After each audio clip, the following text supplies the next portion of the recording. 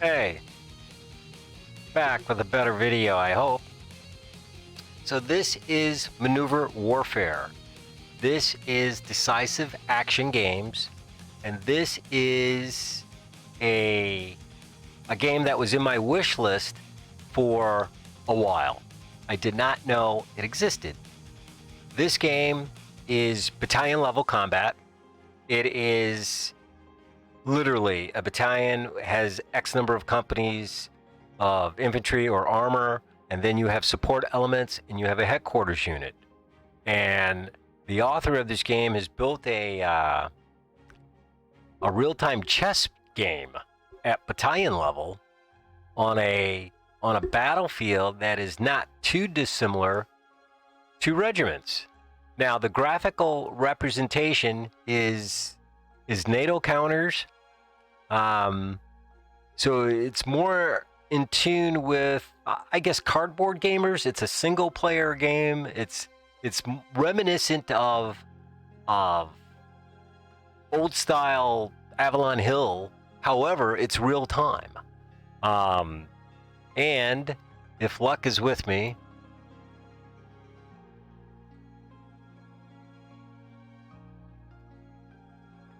is it gonna play? There. To start the tutorial, you just click on start. Before doing that though, you can set the enemy difficulty, so the enemy is either easy or difficult, and you can also set the length of the game. Either choose an easy option without a timer, or you can select a hard option when you have limited time to accomplish your mission. I'm just going to keep the settings at normal and start the scenario. So the tutorial begins with a couple of texts Yeah, that it tell works. us more about the game. So I'm just going to press continue for the first one. Okay, here this tells us what kind of elements our battle group can consist of. So we can have up to 3 infantry battalions. Each of those has slots for 3 infantry companies and a combat support company, as well as 3 empty slots where you can... Alright, so just on first review, this is really nuts and bolts, right? So this battalion has 3 infantry companies and a headquarters unit. He's going to add support units to it. You gotta love, I mean, just on the surface of it, that's like genius. That is ease of play. Can add other elements in order to create a battalion level battle groups. Then we have an armored battalion. You can have 4 companies plus 3 slots for additional units. An assault gun battalion with 3 companies and 4 additional units. And then on the right we have the various combat support elements. So we can have an anti-tank company with anti-tank guns or tank destroyers, an engineer company for setting up or removing minefields, a reconnaissance platoon, an artillery battalion that can use either field artillery or multiple rocket launchers, and Air Force attachments, which can consist of forward air controllers or 88mm anti-aircraft gun batteries. This window tells us that we can adjust the camera setting, so we can either adjust the angle of the camera or simply select top view to look down on our map from the top. Now, you know me, and this is a repetitive pace from me, is I love map control. Map control is the whole experience, right? If map control is convoluted and ugly and headache producing, no matter what the content of the game is, it's tough to go back and play it. You're reluctant to do it, right? And right here, he gives me the Jones. He gives me map control. I gotta love that. For this 2-dimensional view, I'm just going to adjust the camera angle so we can... That's good. That's like pretty so. good. And press continue. Okay, so these are the different units we have available in this tutorial. So in the 1st Infantry Battalion, we have the battalion headquarters, an infantry company, and a combat support company. We have a company of tanks, and then various combat support elements. All right, so you can have 1st Company, 1st Battalion, I Corps. 1st Battalion, or 1st Company, 1st Battalion, 2nd Division, 3rd Army, or you know, you can build it up. You can go immersive. You can be the 1st Company, 2nd Battalion, 3rd Regiment, 2nd Armored. You know, you can do your thing, right? You can create an immersive story, because these guys stick around as you do the campaign. They don't go away unless you lose them all. So you can have Saving Private Ryan right here. You could actually play that. That's kind of wild. Notice that when you select one of those units, the information about the unit appears on the unit info window. So you have the names of its commanders. If you want, you can change a name. Simply click on it and type in a new name. Also, as these commanders gain experience, to the right of their name you will see medals appear that denote their experience level. The unit info window also tells you the strength of this unit. So in the case of infantry, it tells you how many infantrymen you have. If we select an armored unit. All right, so I gotta love the status pack on the left. It doesn't cloud the game. Now the blue box is the setup area, so he's gonna get to that. But just in terms of organization, movement orders, unit actions, the units that you have, the whole thing just looks like, and it looks like you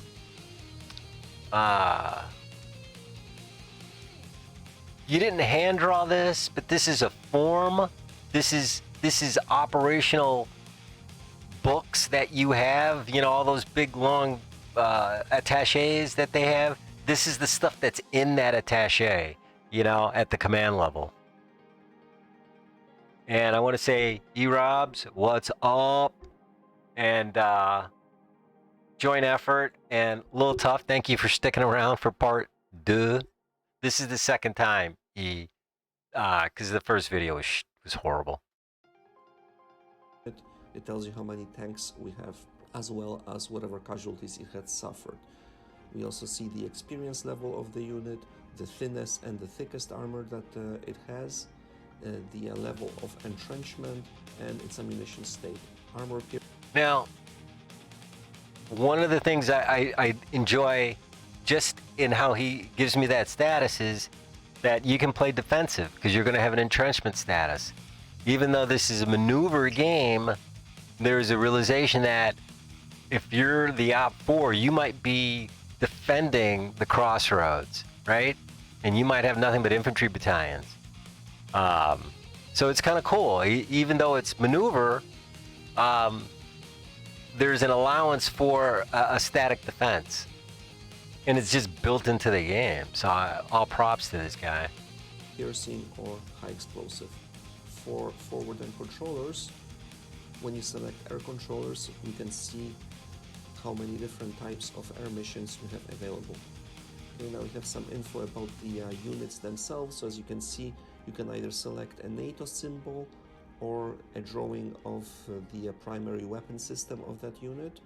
On the now, there were a few reviews, and one of them was a paid review. You got a free copy of the game, and he cracked on the graphics. He said everything else, the mechanics, the concept, the function, everything was great, but he wanted better graphics, or suggested maybe they do upgrade the graphics or whatever.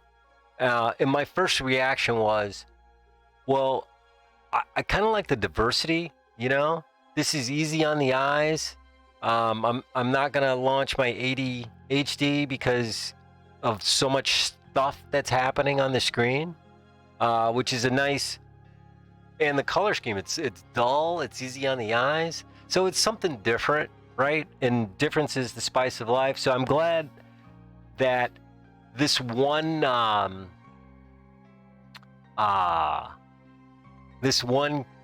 developer is going counter, right? Everything doesn't have to be at a frenetic pace, so it's kind of cool. On the left side of the unit symbol, you have its call sign. On the right side, you have the call sign of its headquarters, and on either side of that, you have the health and morale bars. If any I kind of like the call sign, right? That's kind of, you know, this This is White Rook the King 2 over, right? Right? This is that stuff. Any of these drops to 0, the unit will be destroyed.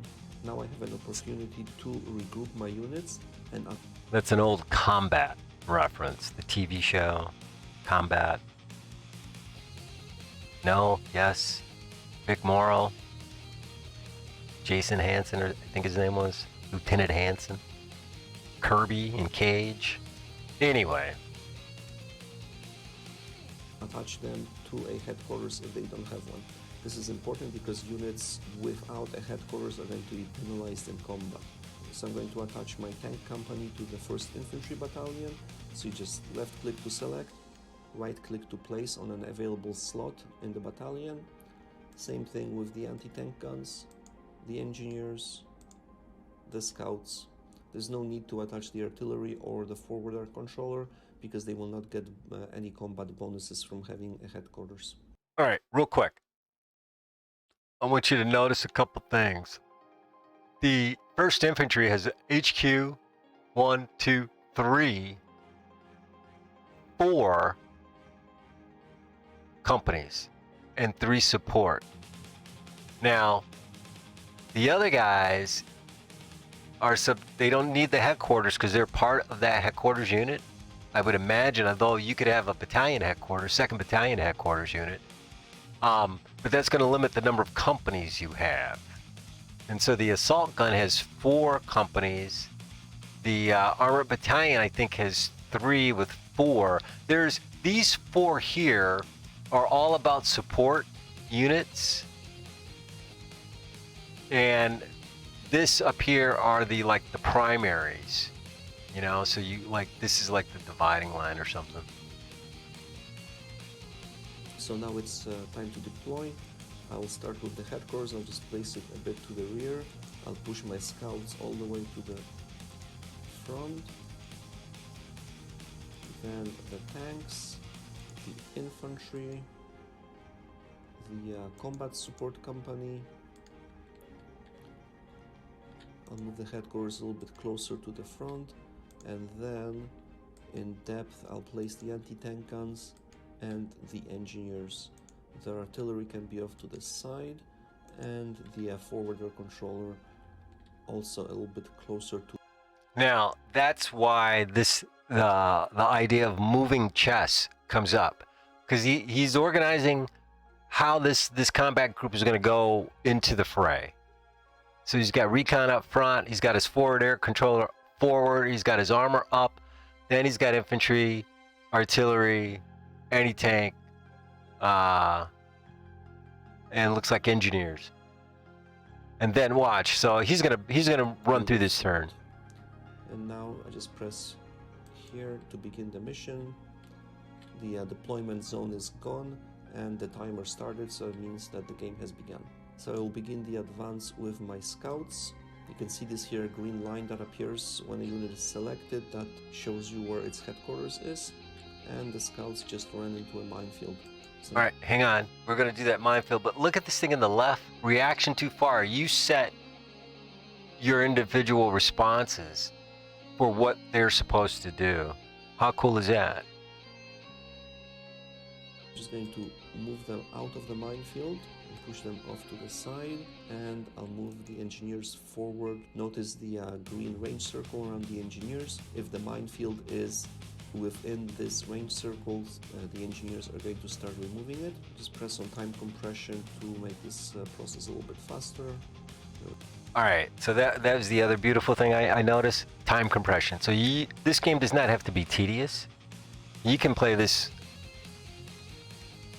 I mean, you could play it for flexing, like how fast can you get through this thing? You could play it on 5, right? 5 times speed, and just how fast can you get to the other side of the map and destroy the other guy, or roll through the opposition. But remember, you're going to take losses if you're going to go fast, fast, fast, right? Or you can play it contemplative. You could play it just at the speed it is, and and I think that is similar to regiments. Because if you look at the regiments video, this is very similar. This is cruder. This is World War II, but this does not this is not selling the graphic piece. This is selling the game piece. So it's kind of interesting. There we go. The minefield is gone. I'll just push the engineers to the side and resume the advance. Notice that first I moved the scouts back on the road and then pushed them forward. That's because when they are on the road, they're going to be moving faster than if they would be in the open field. And I'll move the rest of the battle group behind them. Notice when I select the headquarters, these green lines that show which units are subordinated to it up here, as well as a range circle that tells me how far this headquarters can exert its influence. All right, so you could see a defensive depth on a battlefield of this size. So the 1st Battalion is maybe has 2 companies forward in a defensive role and anti-tank guns or whatever. 2nd Battalion's in depth, so you got 2 headquarters units perhaps. You know, so you keep your buffs. Basically, if you want to have command bonuses from having a headquarters, your units need to be within this green circle.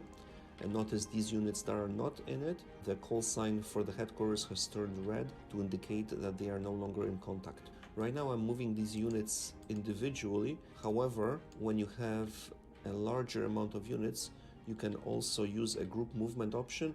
Basically select one of your battalions. Here you can see every element in that battalion, select a formation, and then click on the map, and those elements are going to move into that formation. So now our scouts have detected an enemy or enemy elements in the village.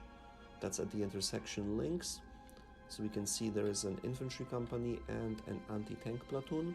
The longer the scouts are within sight of this objective, the bigger the chance that they're going to spot the enemy, and the more information they'll have about it. So initially, if we selected one of the enemies, we would have just a question mark on the unit info window. But because the scouts stayed in position a little bit longer, we can see that there are 202 infantrymen in this rifle company and 3 anti-tank guns in this anti-tank platoon.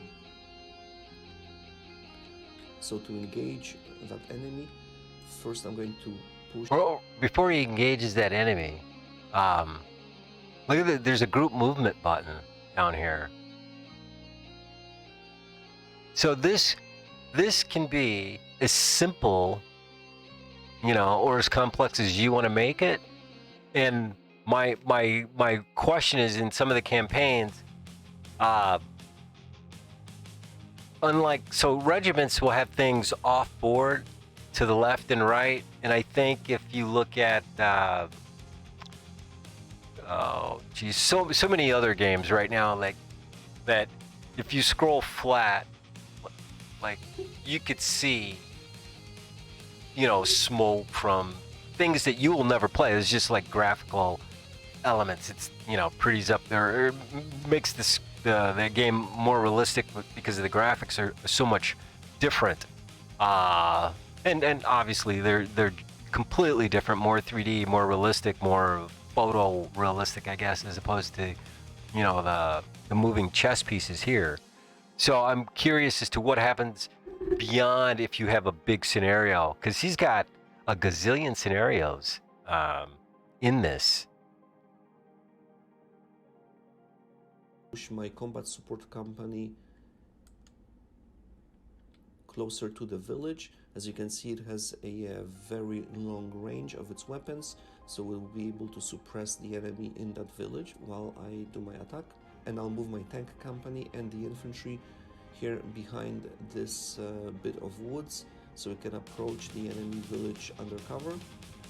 Anti-tank guns are not necessary right now because I still haven't noticed any armored units, but I'll push them closer to... So this, obviously this is a tutorial. So the cool thing about this is that the opposition, the Op4, is doing the same thing. So the whole notion of a well-designed battle plan goes to hell as soon as the first shots are fired will clearly be on display if you have a meeting engagement, because you don't know what the AI is thinking, right? And you have, you know, you could have Soviets Or you could have, because they do have Belgian and France. So let's say you have a Belgian battalion counterattacking during the early stages, 1941 or 40, 1940.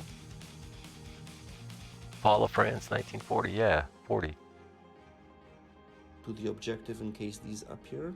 It's going to push my headquarters forward so it can be in contact with its units, and I'll get my engineers forward as well in case I run into another minefield.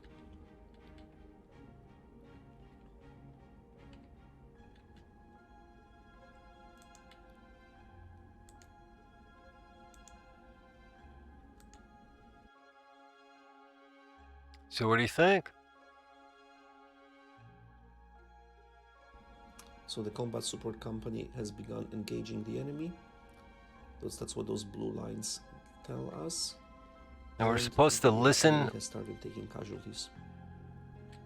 Now, one of the comments was the sounds in this game are supposed to be pretty cool.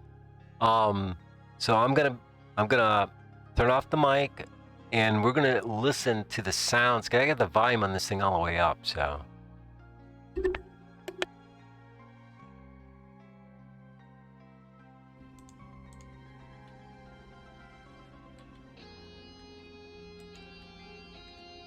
While my units are getting into position, I'm going to use my scout aircraft to take a look if there's anything else at the sending position that we haven't noticed so far.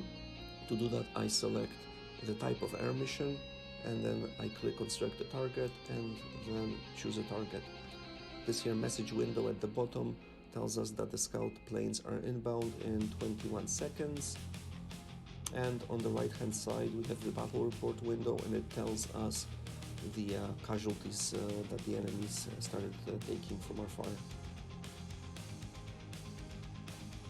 2 seconds to the scout plane, and here we go. The scout plane is in position and it hasn't detected any other enemy forces at the village. So now I'm going to send an airstrike, select the airstrike, select the target.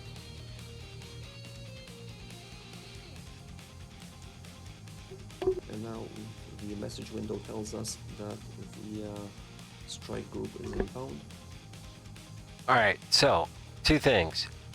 Not a lot of sound, and maybe he's got the sound down to do the tutorial, but most of the comments were really excited about the sound too. So maybe that's a pleasant surprise.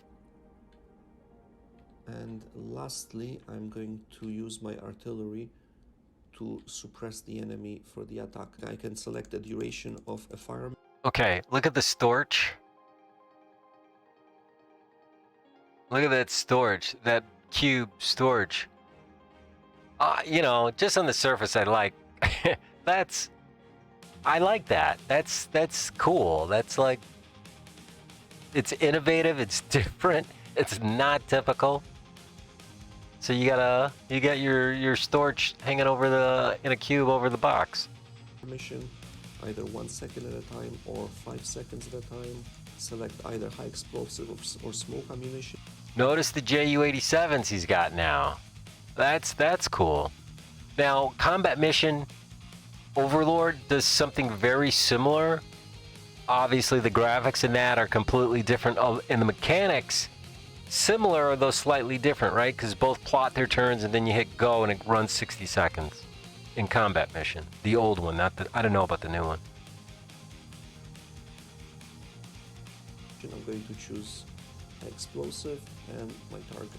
You can see the bombers I called in are starting to strike the enemy.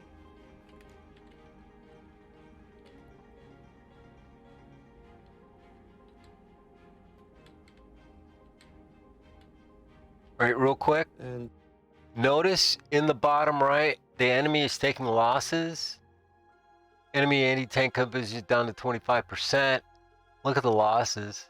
So obviously that's going to happen to you when your side takes losses. And remember, the key feature of this game is like you keep your units. They go on to the next one. They get experience. You can rename the commanders in this game. which is kind of nice. The artillery battery has started firing also. You can see this little, you can see that written on the unit symbol, and it looks like the enemy anti-tank platoon has been destroyed. So now he's going to move the So tanks. I think it's time to begin the assault.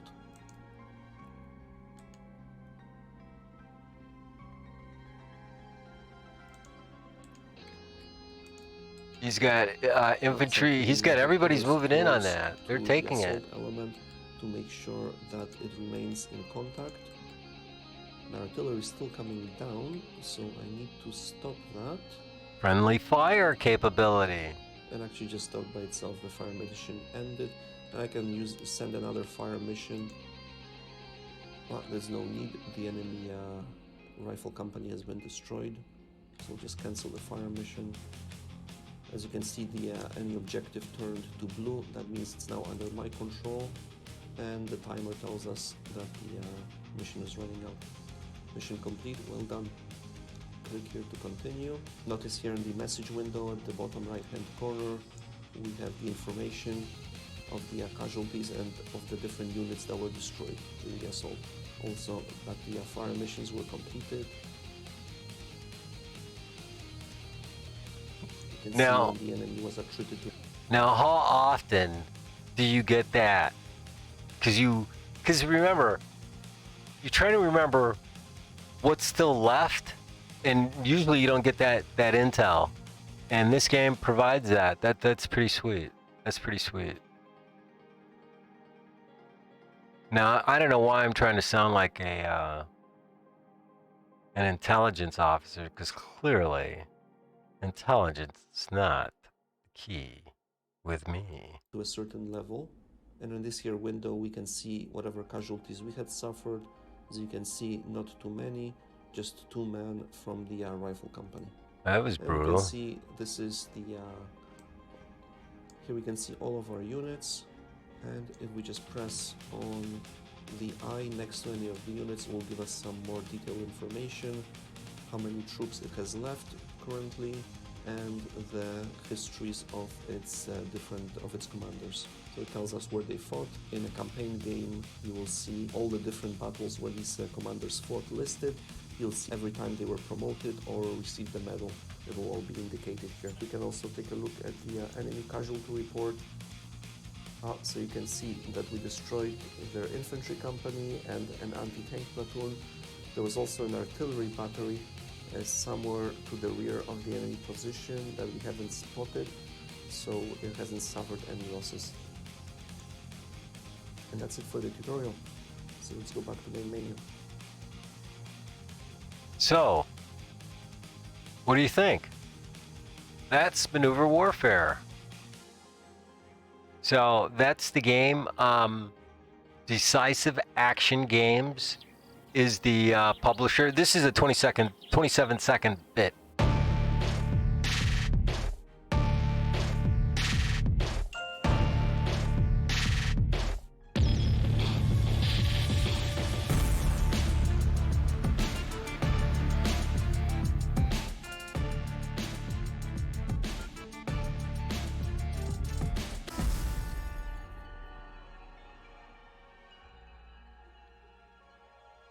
So it came out May 2020.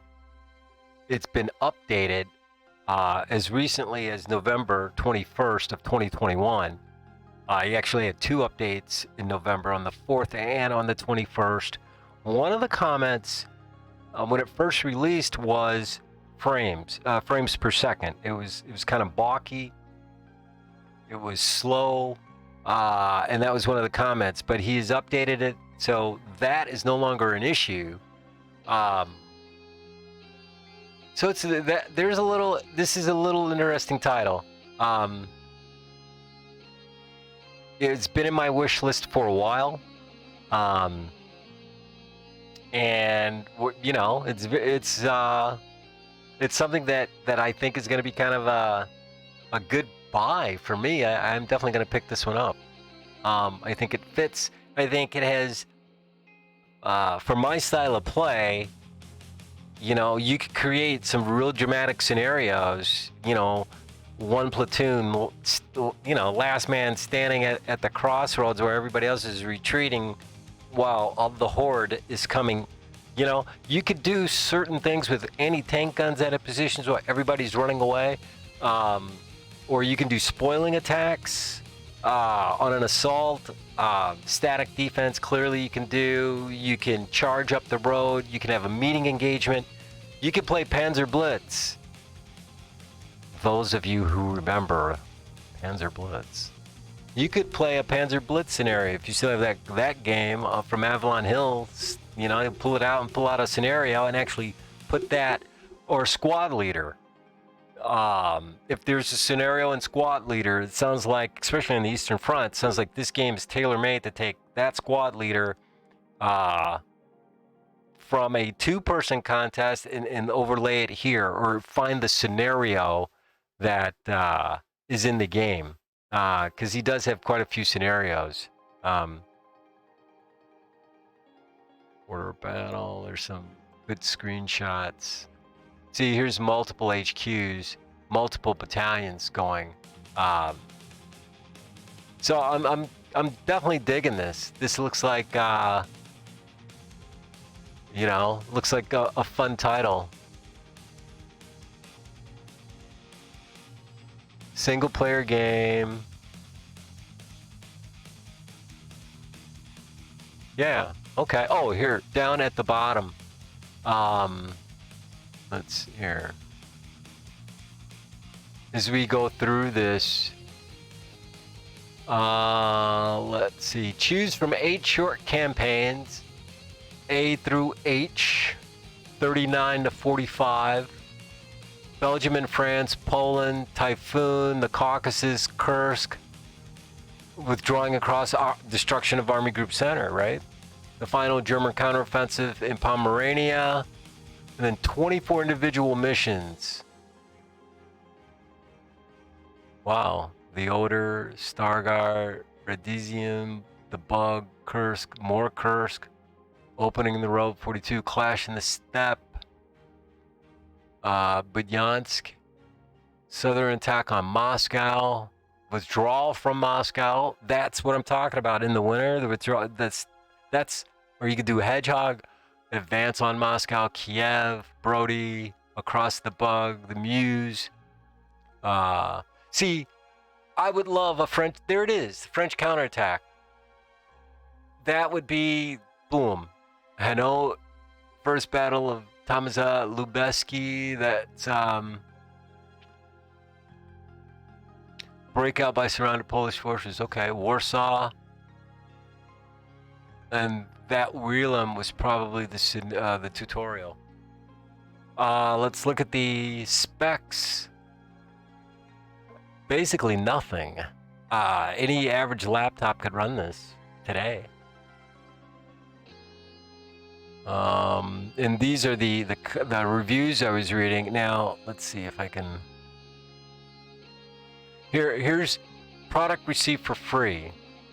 The graphics are pretty basic, but it really is much more about the tactics and strategy than visual flair. Would be cool to see it upgraded with better graphics one day. Still very cool. You're not likely to find anything else quite like this. So, boom. That kind of fits my whole position on this thing, right? So that's Maneuver Warfare, and a better effort at sharing it with you. So yeah, I'm kind of digging this thing. Let's look at this one page real quick if we can.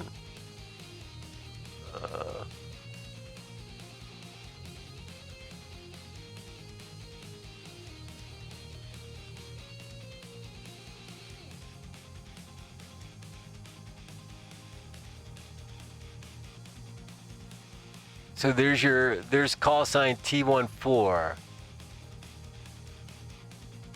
Look at that, 16 and 4. This is a TO&E. That's nice. Operating equipment. This is all the stuff this unit is supposed to have.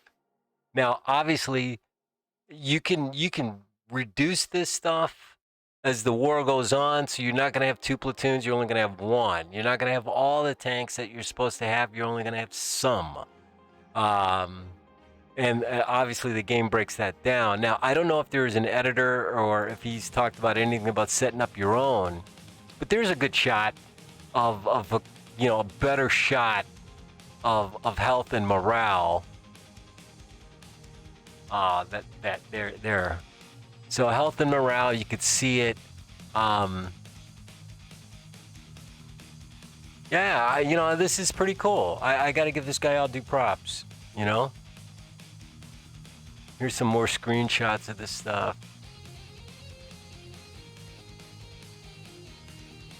Game time remaining. So you can play this thing unlimited too. Unlimited time. You don't have to have a time limit. So you have different maps too. This is a Jag Tiger platoon. Check it out. At 3,000 meters, soft attack, indirect attack, hard attack, penetration values. Poland, 7 Tank Company. Wow. I like that. That's cool. Armored Recon. T-70 light tank, 45mm gun. Here's your order of battle. First Infantry Battalion HQ, 2nd Infantry Battalion HQ. These are all the HQs we were talking about that I was, wondering about before. Look how giant this map is. This is huge.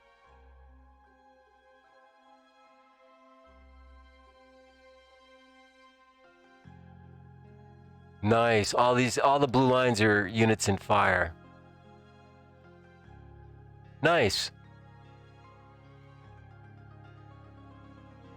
That's cool. You can kind of get down low.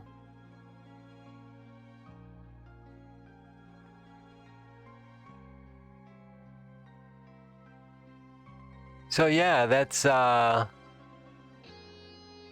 game. Whoop, everything's popping up now. So, Maneuver Warfare, Panzer Grenadier Battle Group. So, clearly this is designed around a German effort, but it seems as though you can let your mind wander. I mean, you could downscale. I would suggest that you could have lesser than. Let's see if there's an editor. Your selection of units include base 159 British, French, German, Polish, and Soviet unit types. All right, that's cool. 24 individualized battles. It doesn't look like you can edit or adjust. Let's see. This unit will let you command a mix of maneuver and combat support units that you can assemble into combined armed battle groups, build those corps of infantry and armor, and reinforce them with combat support elements.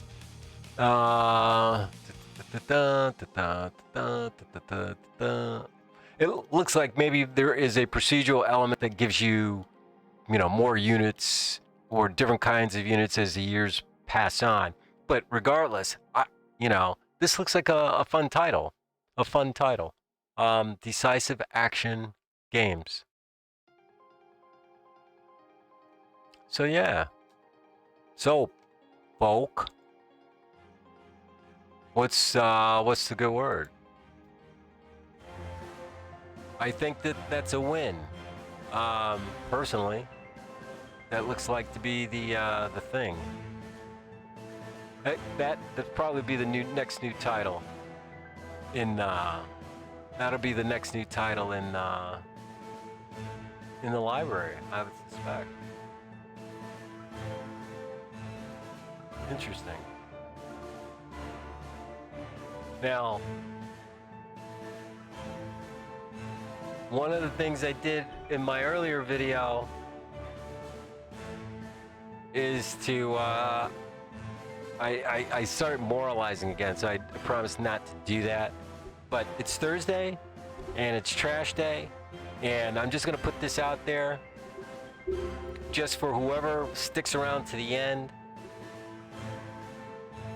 How much food are you throwing away if trash day is tomorrow? If you guys didn't finish that pork roast, I'm gonna be upset. If you didn't eat all that spaghetti and meatballs, it's getting moldy. Those strawberries, those 7 strawberries at the bottom of that cart, that little basket, that little plastic container, they're getting moldy because you didn't eat them. Who didn't finish the grapes? How come that orange is now shrunken? Come on, man. Right, we gotta stop doing that, right? There is no shortage of anything if we consume what we buy. There are gonna be inconveniences, no shit, no lie. But, come on now. So without further ado, you know where I'm going. I did this earlier, but I have to do it again, right? There. Much better effort. I'm happier this time than the last time. God, that first video was so bad. But what do I always say? This is the stream that shows you what not to do. So when you guys go pro style, all y'all, when you get like 1,000 views, you'll say, you know what, I remember that old dude who was showing me what not to do, and I didn't do any of that. Now I'm making $1 million and everybody's giving me a fin. And I'm giving a fin back to my ASPCA chapter. But in any event, be safe out there. Look out for each other. Be nice, be patient. Even though it sucks and you want to pop the guy right in the nose in front of you, don't do it. Just breathe. And let's get through this day, because tomorrow is Friday. And Friday means the weekend is around the corner and there's playoffs. There's playoffs! Talking playoffs! So you got stuff to look forward to, right? And without further ado, I bid you peace. No, that didn't come out right.